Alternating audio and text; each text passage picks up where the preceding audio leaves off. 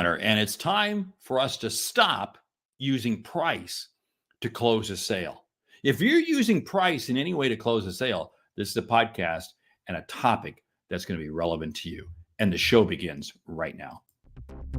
You're listening to the Sales Hunter Podcast with Mark Hunter, where the focus is to help you as a sales leader sell with confidence and integrity. And now here's your host.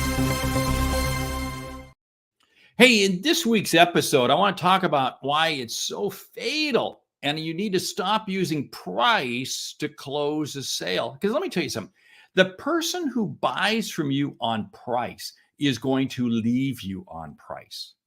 Because there's always going to be somebody who's going to come along who can make or sell what you do just a little bit cheaper, a little bit faster, a little bit better, and a little bit cheaper. Yeah. You can't win on price. And here's the other thing. The customer you attract on price does not understand your value proposition because they only bought it on price. And you know what happens? They wind up being the neediest customers you'll ever get. They are incredibly needy. They're going to be the ones who are going to become begging, nagging you for everything. So, I mean, if you're selling something on price that requires ongoing service, you're just committing a huge mistake. But more importantly, that person who buys from you at price is never going to see the value. And regardless of what you say, it doesn't work. And here's the deal. Don't think that you can cut the price initially and make it up long term. No, because if you cut the price initially to close the sale, so, hey, I'm going to get them on this first sale. It's going to be cheap, and then we'll increase the price. No, because here's the deal. The customer's value perception is based off the price that you gave them. They're not going to realize that it's a discounted price. They're going to come back, and when they need more, when they want more, and you think you can get the price up, they're going to nag you for that same cheap price again. You see, here's the whole thing. Getting off a price and the need to get off a price comes down to two things. One, it's your own mindset, and two is the customers. Here's the deal. I find so many salespeople struggle with getting the right price, struggle with price because they don't even believe in the price point they're selling at. Here's the thing. Well, what we make is so cheap, what we make, It's irrelevant what you make. It's the outcome the customer is going to receive. This is what's key. You have got to be focused on the outcome. And this is why two people, one may not pay a high price, but the other will pay an exorbitant high price because of the value perception of what they believe. So focus your mindset on the outcome you're going to create for the person, not on the product you're selling. Two, it's the customer's mindset because it's the value, it's the outcome that they're going to create. Again, if they're focused purely on the product, they're going to see it differently. But if they're focused on the outcome, the benefit that they're going to gain from it, now it changes the whole equation, and it helps you get to a much better position. You see, here's the whole situation. You never want to present your price without first recapping the solution you're going to help them solve. This is absolutely key. And you get so many salespeople pass by this. They just put the price point out there. And they think the customer is going to match. They're not going to match up.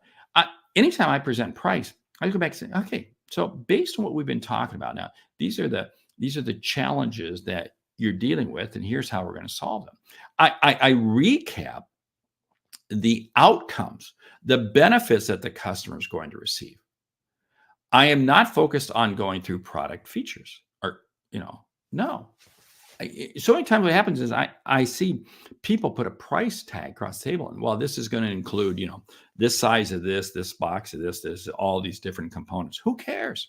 It's the outcome. It's the outcome. Now, here's the whole thing when it comes down to. Never use price as a key reason for them to buy. And that even applies even when there's a competitor, because here's the only doing so. If you lower your price because of a competitive product that's very similar to yours, you've now told the customer to shop around.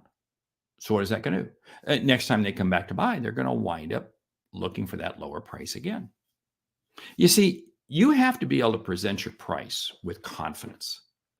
And you present your price with confidence because you know that the customer is going to achieve it as an outcome. This is why I hate it when salespeople sit there and say, well, the price is, this, and what do you think about that? Well, what do you think they're going to say? They're going to say, hey, can you get it lower? No. You have to present your price with confidence. And to help you do that, frame it up that you're asking the customer to make an investment. The customer is making an investment in you, with you, for you, to help themselves. This is key.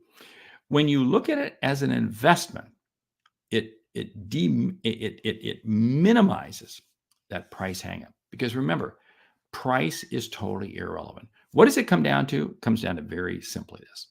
If I am putting a price on the table and I don't know the full magnitude of the pain or the gain that they're looking for, and there isn't a sense of urgency for them to buy, price is probably going to become an issue.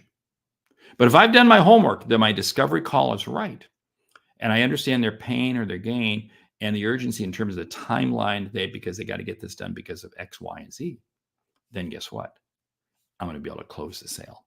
Stop using price to close the sale. Hey, my name is Mark Hunter, the Sales Hunter. Every week you get 2 episodes, one like this, short, single topic, and the second episode, a little longer, where we do kind of a deep dive with a subject matter expert. What's the purpose of the Sales Hunter podcast? To help you see and achieve what you didn't think was possible. Do me a favor. Would you leave me a review?